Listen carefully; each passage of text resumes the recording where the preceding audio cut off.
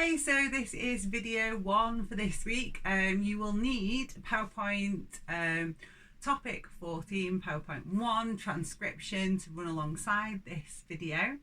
You'll need your question pack. You'll need some extra paper and pens for some diagrams that we're going to draw.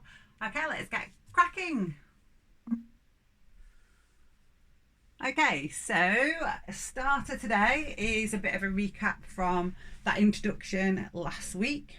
I would like you to stop the video and compare and contrast the structure of DNA and tRNA for 5 marks.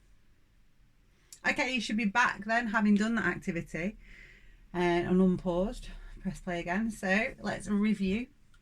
Okay, so because it was compare and contrast, we need both similarities and differences in your answer. It's 5 marks, so it's the kind of question you would get at the end of paper 1, and your response needs to be very detailed. So we're looking for about 3 similarities and 3 differences. Okay, so we review. Can you please add any detail you think is missing from your answer? Okay, so the first comparative point I've done is a similarity. Both are polymers produced by joining many nucleotide monomer units together. Give that a tick if you've got that. Another way of saying that is that you might say they contain many monomer units and are polymers. I don't think that will get a mark point without naming the monomer type though in this style of question. So a bit more detail. By condensation reactions, forming phosphodiester bonds between the 3 carbon atom of one sugar molecule and the 5 carbon atom of the other. So it's forming a phosphodiester bond between the sugar phosphate, but it's between carbon, joins sugars, if you like, between the 3 and the 5 carbons. And you can see that on the diagrams in your nucleic acid notes if you want to have a little look at it. Okay, so another comparison, nice one. Both have hydrogen bonds between complementary base pairs. Now this is a good one because we've got tRNA and it has got that hydrogen bonding. Even though it's a single-stranded molecule, the single strand is folded back on itself into a clover shape, and it's those hydrogen bonds that maintain that structure. Third similarity is they both contain pentose sugars, nitrogen containing bases and phosphate groups. These would not be given as separate mark points because you're basically listing the components of a nucleotide. So I'm pretty confident it would be a mark point on its own, but you wouldn't get additional mark points for each one. So it wouldn't be 3 separate mark points. Differences now. Nice strong one, always going to be a mark point. DNA contains deoxyribose. In comparison, tRNA contains ribose. You've actually got a bit of a similarity and a difference in this box here. So both contain guanine, both contain cytosine, and both contain adenine, but DNA contains thymine, whereas tRNA, it's uracil. Next difference, DNA is a double-stranded molecule. That's the strongest bit of the comparative point, making a double helical structure, it's a double helix. Whereas tRNA, it's a single-stranded molecule folded back on itself into a clover shape. And the final difference, DNA is much longer than tRNA, which is a short molecule. Okay. Right, so let's get cracking on the next section of the notes. So into your student notes, okay, we are working on page 6 here where it says protein synthesis. Okay, so we're going to have a quick recap, introduction, working on page 6 and then moving back into the PowerPoint.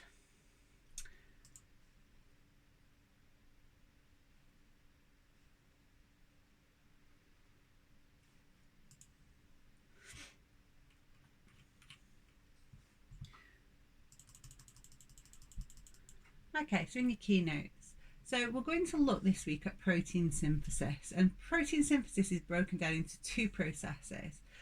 Transcription, okay, which is the first process we're concentrating on in this video, and this is the process by which a copy of the base sequence of a gene in DNA is copied into the base sequence of a mRNA molecule.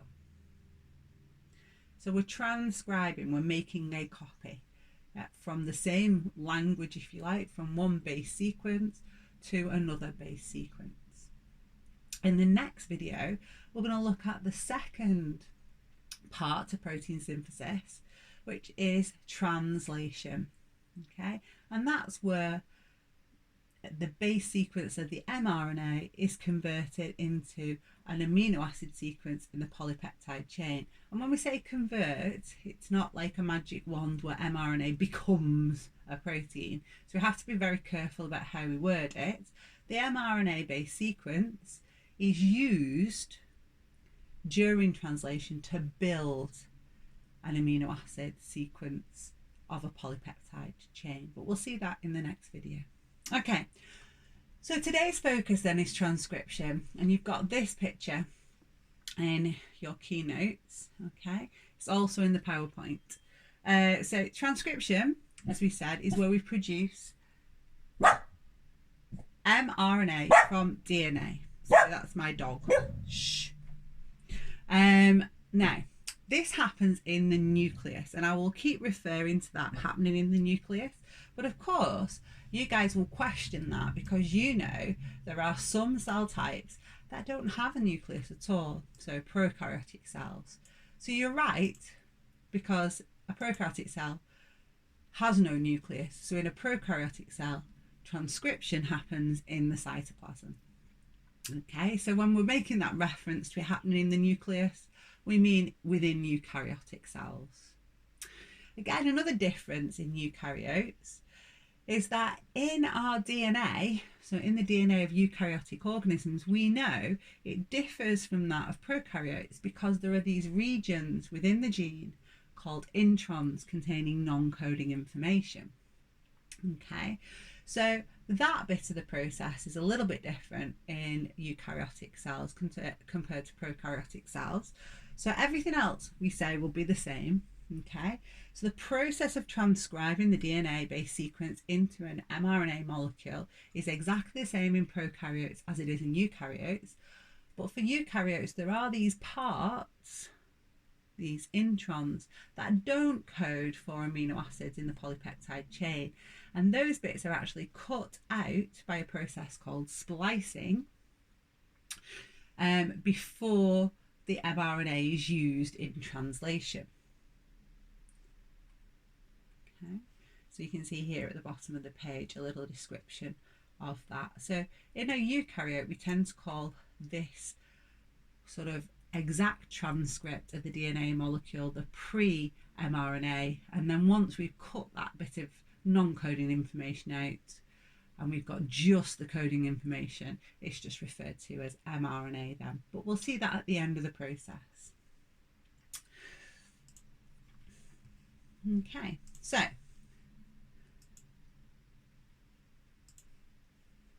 quick recap. Okay, so today in this video we're going to concentrate on transcription, the process by which the base sequence in a gene is copied into the base sequence of an mRNA. As you can see, this is happening in the nucleus in a eukaryotic organism, and you can see the region of the DNA unzips and we build this mRNA copy of that base sequence. So we're going to look at how that happens today. Now, to do this, I've got some resources for you. Okay, there's a little video clip there that you can watch from the PowerPoint. Okay, but I need you to get some pen and paper because I usually teach this from the board, and so I always draw this diagram and you draw it along with me. So you're going to have to draw alongside my video. Okay. Okay, so you need a piece of plain A4 paper. Okay, and just you will need some colours, but we're going to start in black and white. So I've got a black biro to start. Okay, So the process of transcription starts with just the region of the gene being transcribed unzipping. Okay, so we're going to draw a sort of diagram showing the DNA zipped here, okay, and at the other side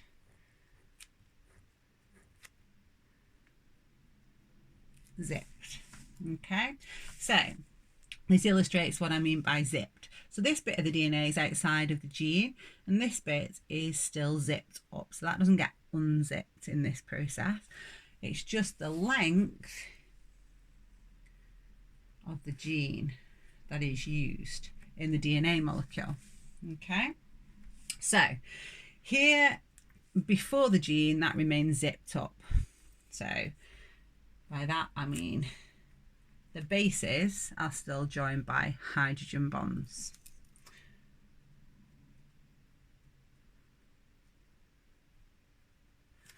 Okay, so I've done adenine and thymine at this side, so I've put 2 sets of hydrogen bonds between them. Over here I'm going to do cytosine and guanine, and I've got my 3 hydrogen bonds between those. Okay, so now we've got our unzipped DNA molecule, but at the moment this is just a sugar phosphate backbone. So I've got to make sure now I'm drawing the bases that I have unzipped here. So where I draw a base on this side, I draw its complementary base that it used to be bonded to by hydrogen bonds on the other side.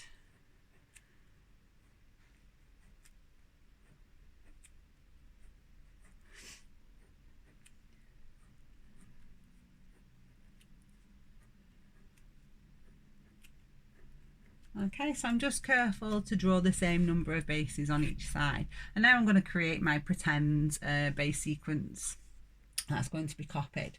So let's make it A, T, T, A, C, G. Okay, so that's on this strand. So the opposite strand will have a complementary base sequence. This is our DNA molecule. So complementary to adenine would be thymine, complementary to thymine would be adenine, and so on. So fill in your complementary bases like that. Okay, but you can see they've been unzipped. Okay, now bit of labeling on the diagram. So this is our DNA molecule. Okay, it'll keep going off the paper for a very long, it's a very long molecule. It's just this region that codes for a gene that's been unzipped. The backbone I've just drawn as a black line. Okay, so we could just make that more like a ribbon now. So just thicken up your black line.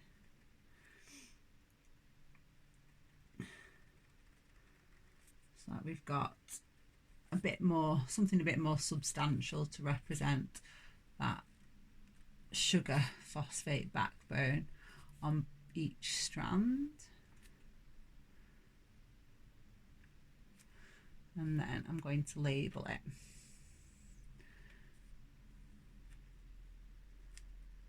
Now you might use just a thicker black pen or something.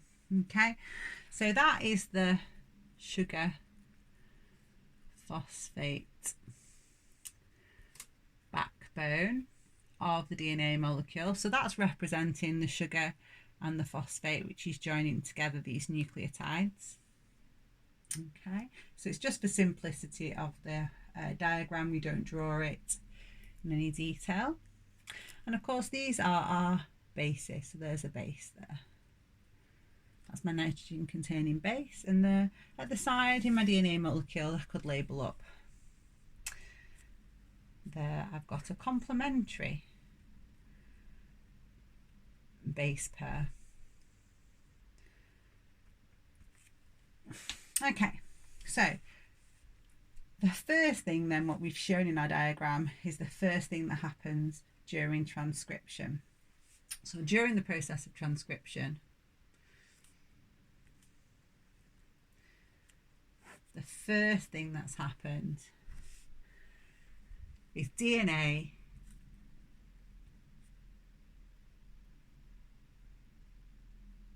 helicases break the hydrogen bonds, okay, unzipping the DNA molecule.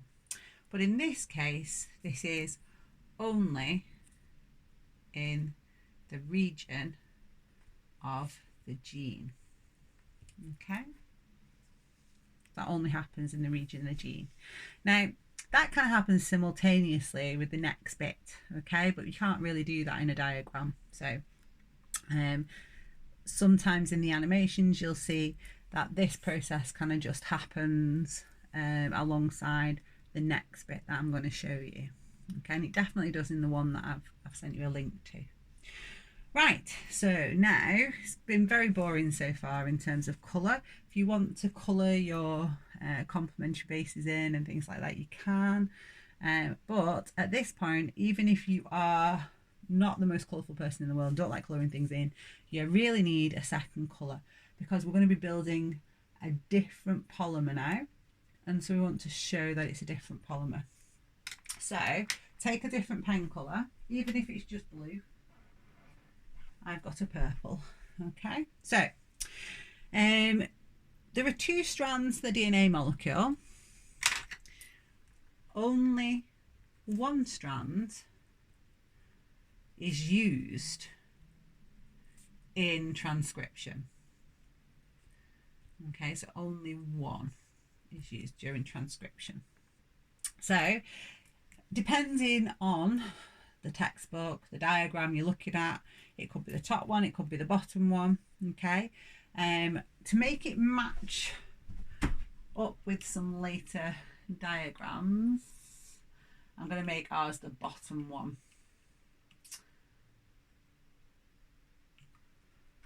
Okay, so this we're going to then call the,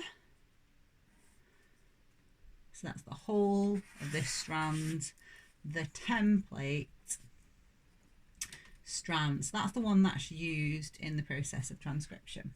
That's my template strand, this strand at the bottom here.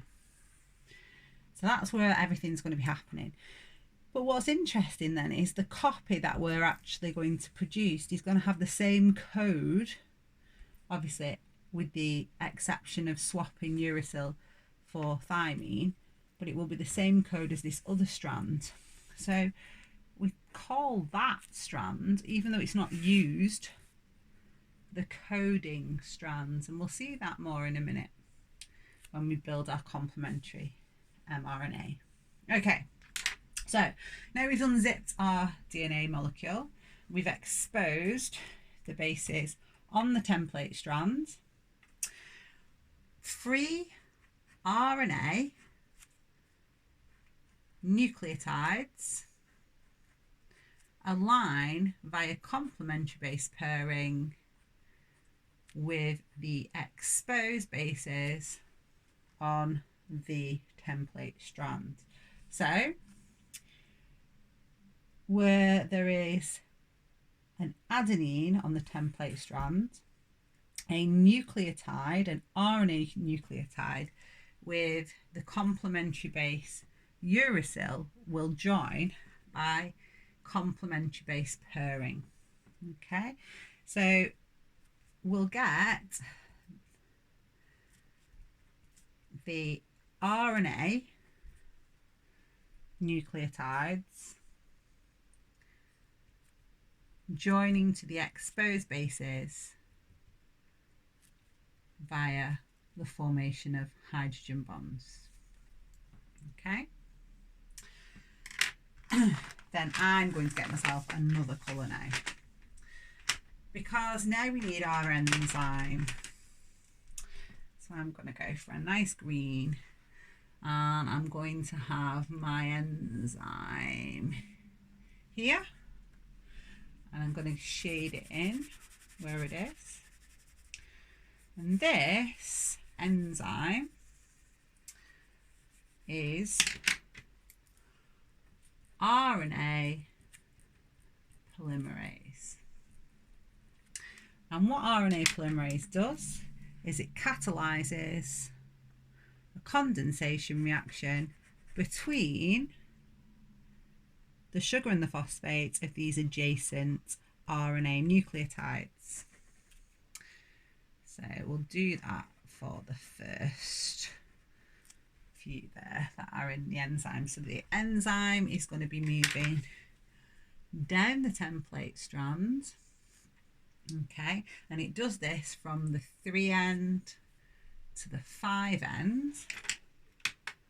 And as it does that, you can see it's joining together the RNA nucleotides, starting to form the messenger RNA.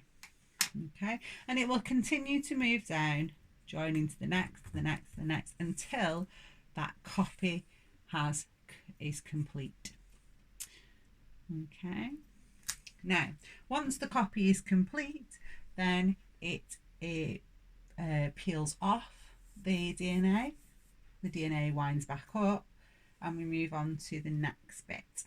Okay, so that's as far as we're going to take that first diagram. But we do need to put our number 2 here. So what's happened after the helicases break the hydrogen bonds and we use the 1 strand? Well, we've got 3 RNA nucleotides bind to complementary bases on the template strand, and then number 3 is what our RNA polymerase is doing. Number 3, RNA polymerase joins the RNA nucleotides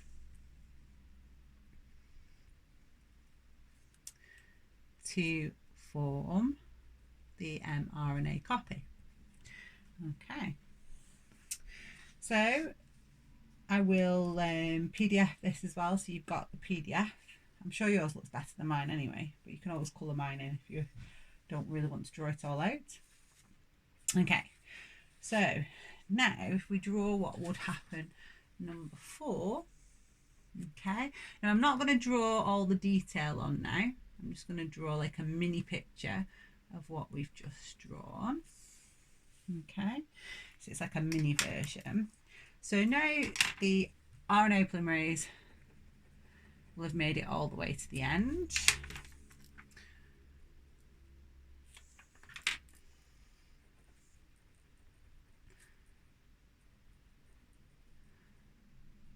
Okay, so it's moved all the way along the template strand to the end of the gene. And as it did that, it joined together those RNA nucleotides that were lined up with a complementary basis. So that's our mRNA copy of the gene.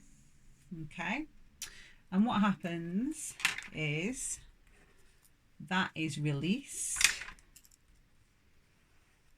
Okay,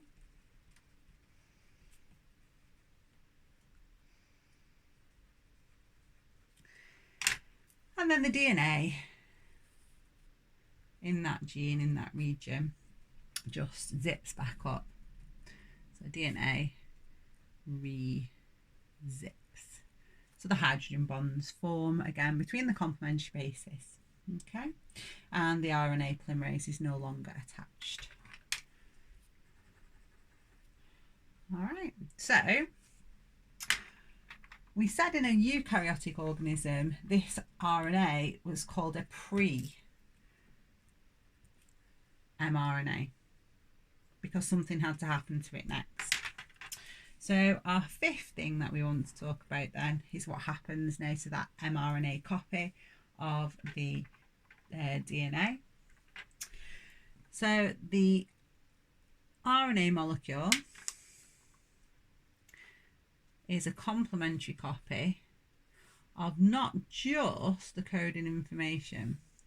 So some parts of that will be coding information, exons, but some parts within the gene in a eukaryotic organism are introns. Okay, so what happens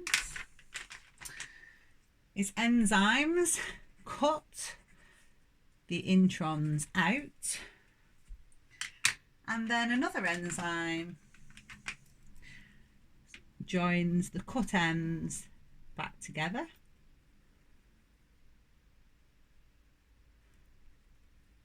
So that only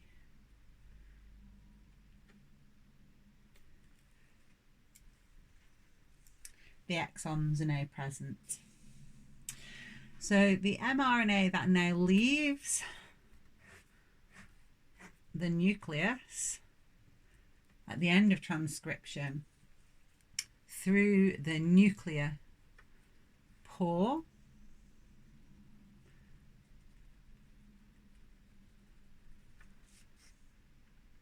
that is much shorter than the original transcript because we've removed the introns. They've been cut out and removed from this mRNA. Okay, right, so I will PDF that so you've got a copy of it, but don't worry, we're going to do another recap now. So back to the PowerPoint.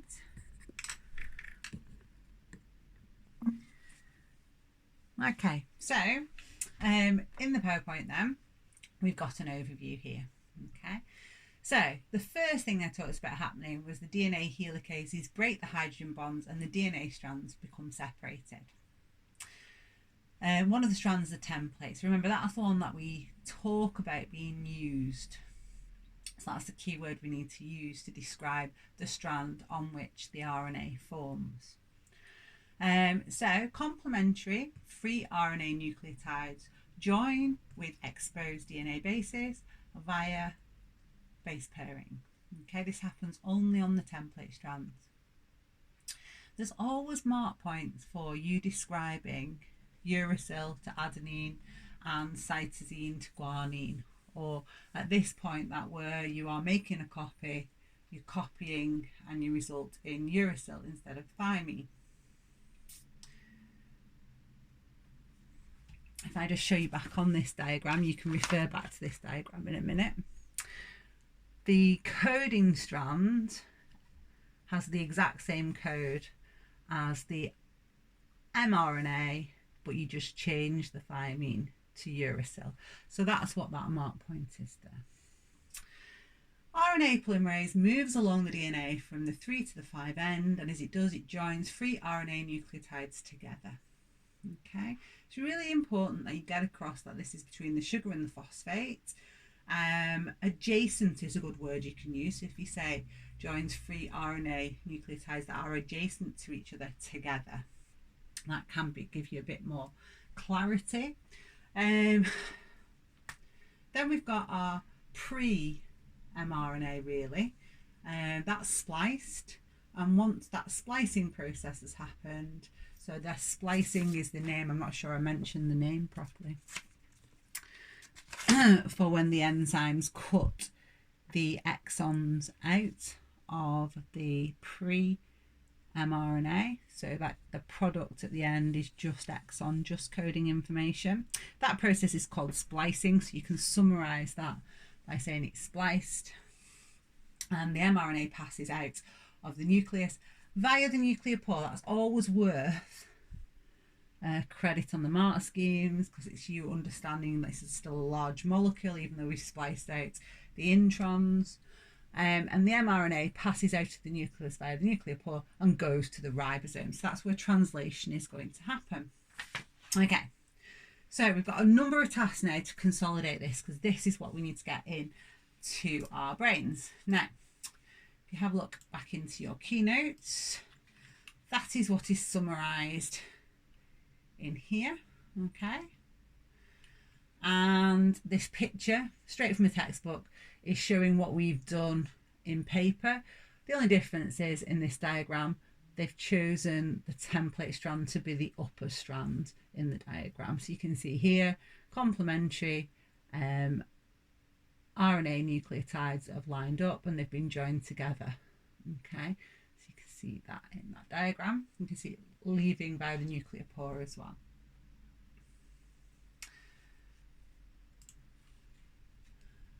Okay, so some key facts then we should have picked up. It happens in the nucleus, this process of transcription, in eukaryotic cells. In prokaryotes, it has to happen in the cytoplasm because they don't have a nucleus. The product is an mRNA copy of the gene. Okay, so that means we're using RNA nucleotides and RNA polymerase. This is really important because by about now you should be thinking, this is very similar to how you copy DNA molecules anyway. So that's why it's so important before your nucleotide you say what type they are, and before your enzyme you say what type it is. So it's an RNA nucleotide and RNA polymerase.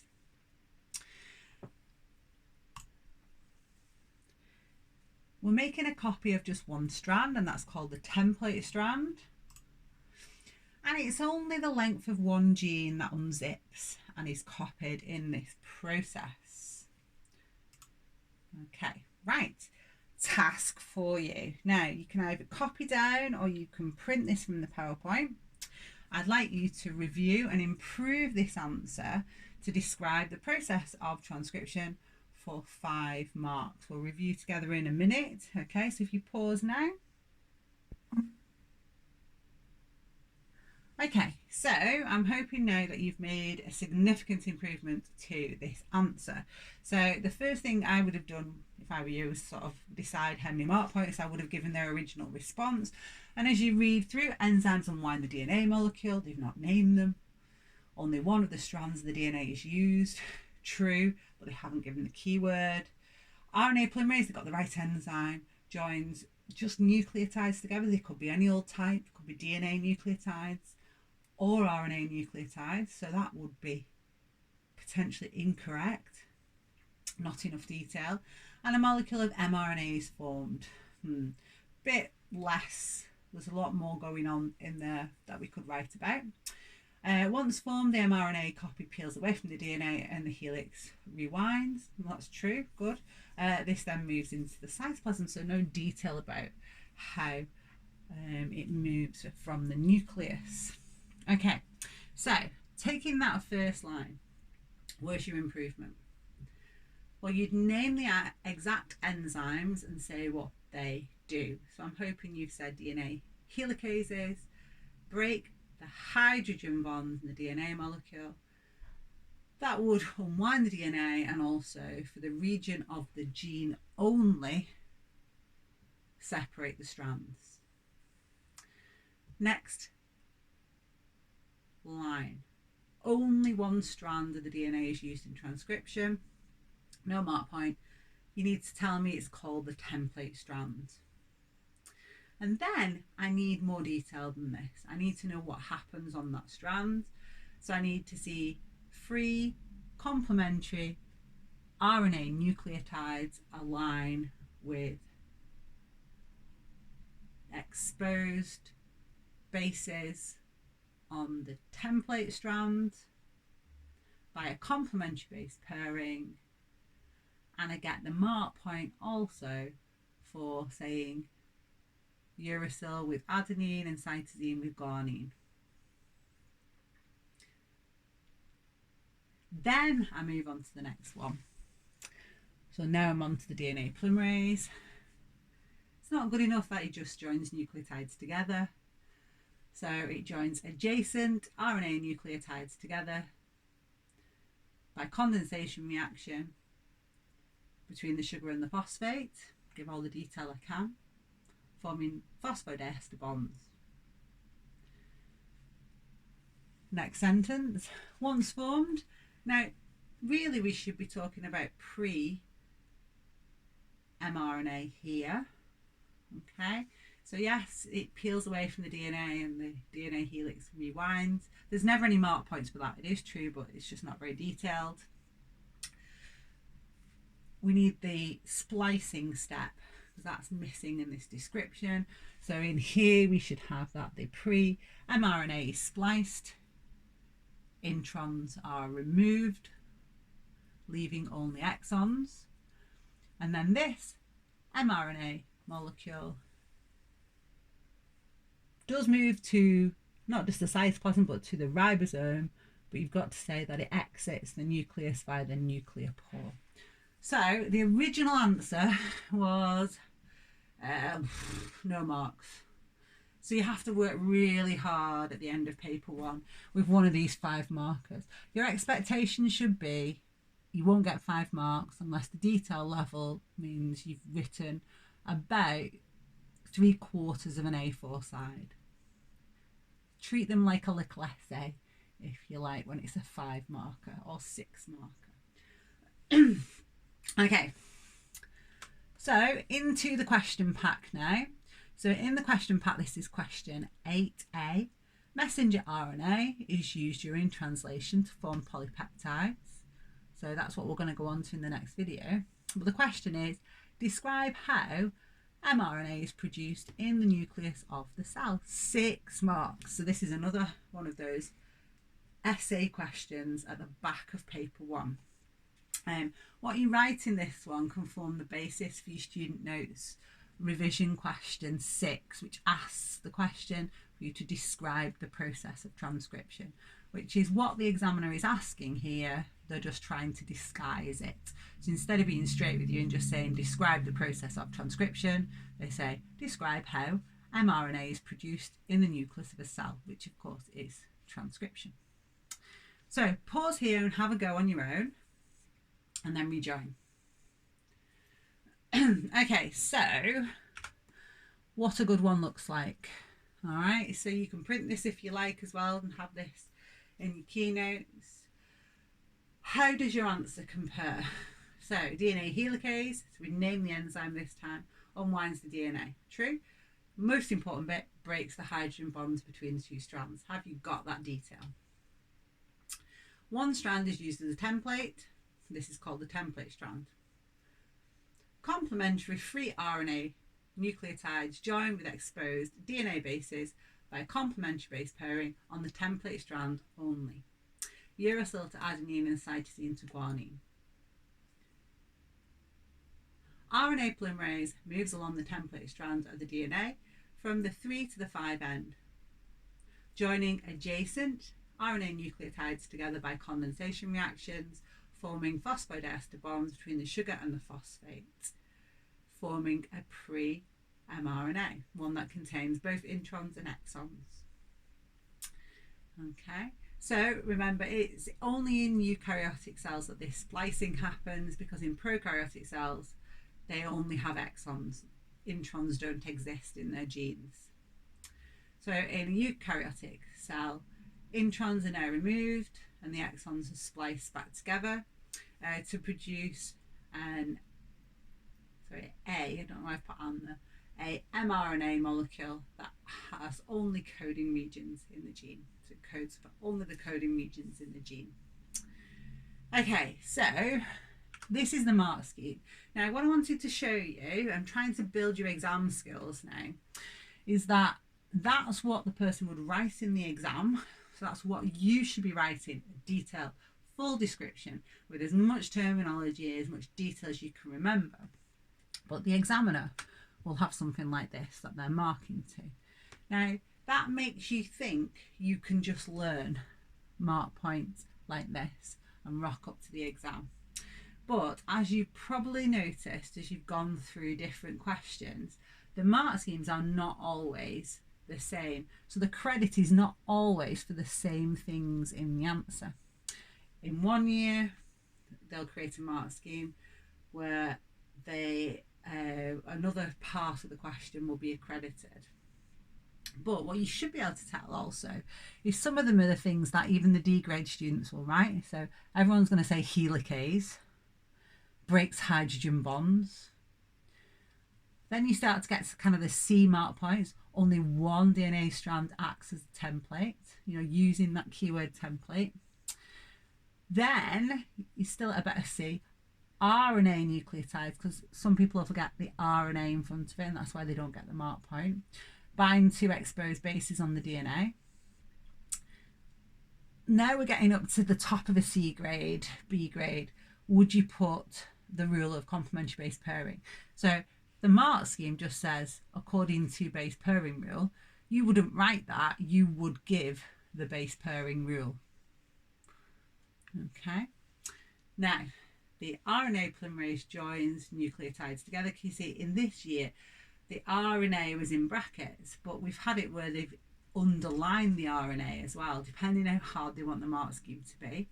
And then you start to get there really at the top, and only sort of A grade students will remember that we call it pre-mRNA until it's spliced to remove the introns.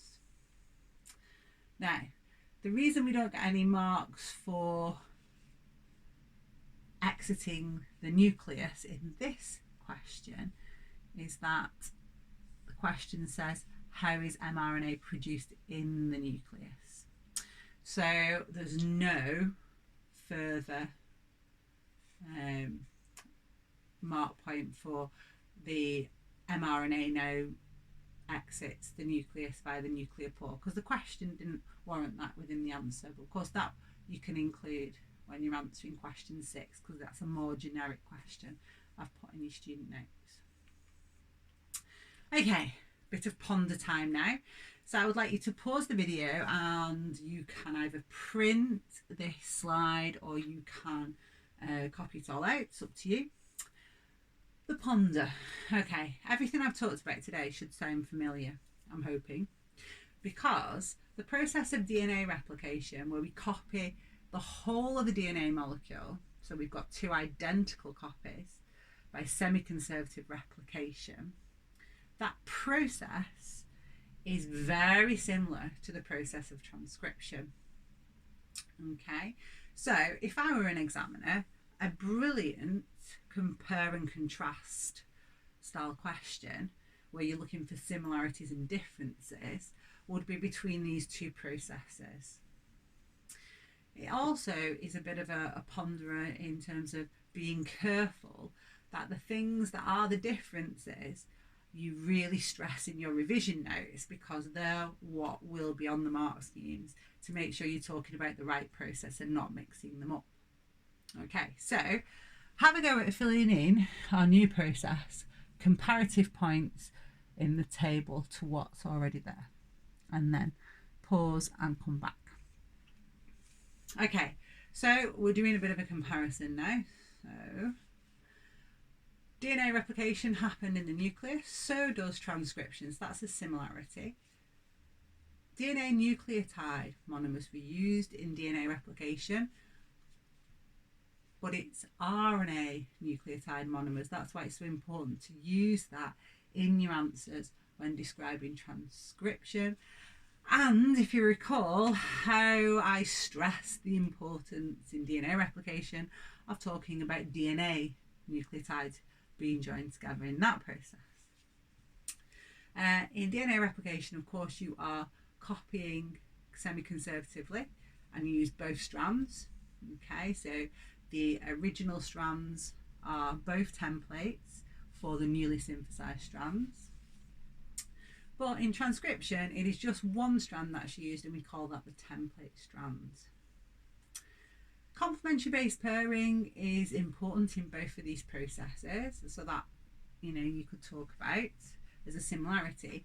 But of course, when you make DNA, you're using DNA nucleotides and DNA complementary strands. So it's only adenine to thymine and cytosine to guanine. Whereas in transcription, you've got uracil now to talk about as well. So where you have got a DNA base of adenine, the RNA nucleotide that will join will have uracil as its complementary base. DNA replication, of course, copies the whole DNA molecule, but transcription is just the copy of one gene. Enzymes involved in DNA replication are DNA helicase and DNA polymerase. In transcription, they are still the DNA helicases, but now RNA polymerase. That's why it's so important to make sure when you have your polymerase, you say which type it is related to the right process. And then I thought, to be a bit tricksy, you all know that DNA replication happens in the S phase of interphase before the cell divides. So it's a process that happens once in a cell's life, whereas this transcription, that happens all the time. Okay, proteins are always being made by the cell, so it's happening all the time. Okay, bit of a quiz. So to play, you can scribble down your answers if you want on paper in front of you. You can say them out loud. It's entirely up to you. Okay, the first one needs a little bit of thought. Okay, you need to put these in the correct sequence. Now, I've missed some bits out just to make it a little bit more tricky, so I'll give you a little bit of time to have a think about this one. And you're just recording the letters, the sequence of letters.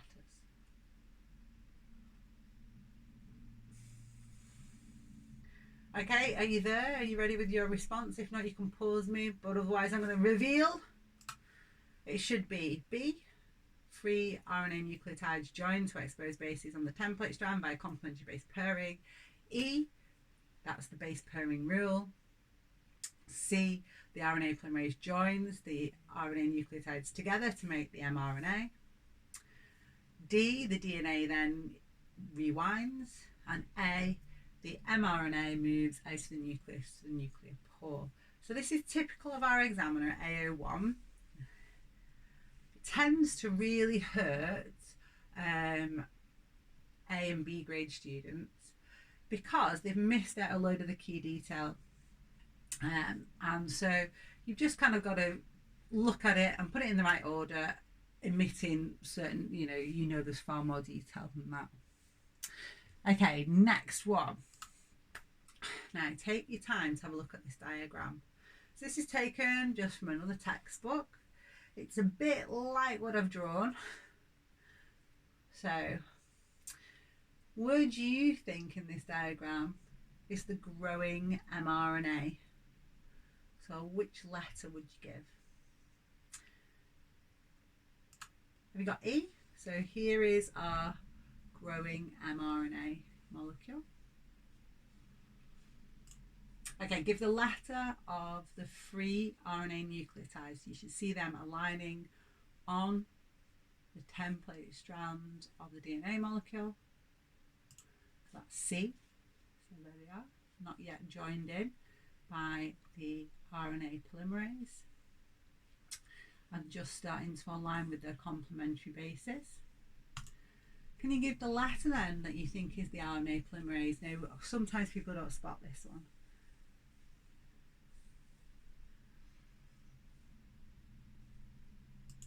So it's A, so it's just shown as a really big protein complex.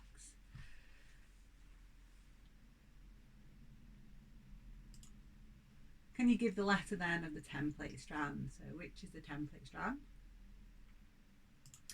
D, hopefully. And then finally, what's the coding strand then? B, it certainly is. Now have a closer look now. So as you kind of look along here, there's the A. Can you see? A, U, C. So it is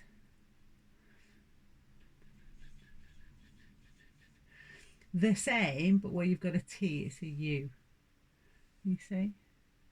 So that coding strand is a copy, an identical copy to the mRNA. Well, the mRNA is an identical copy to the coding strand. Okay, so we're going to move on in the next video to translation. Now, before you do, you take your time to have a look at that video there, okay? And also in your student notes, if you whiz to the back of them, now you should be able to do 1, 3, 4, 5, and as I said, 6, okay, before the next video. And of course you can check your answers to those in the mark scheme on OneNote or on within the Quizlet set, which are a duplicate of these. Okay. The other thing that I'd just like to mention is that there is a link in this video to something we do in a topic next year. Okay, so next year we talk about gene expression, and gene expression, that topic is how do cells switch on the process of protein synthesis and switch it off. So on that other video there is a region just at the start of this gene that we are copying called the promoter region. It's not that you don't need to know about it, it's that you don't need to know about it yet. We're going to cover it next year, so don't let it confuse you. You can either take it in now, and if not, you can kind of put it on pause in your brain, and we'll pick it up next year. Okay, so that's us done for the first video, and I'll see you on translation.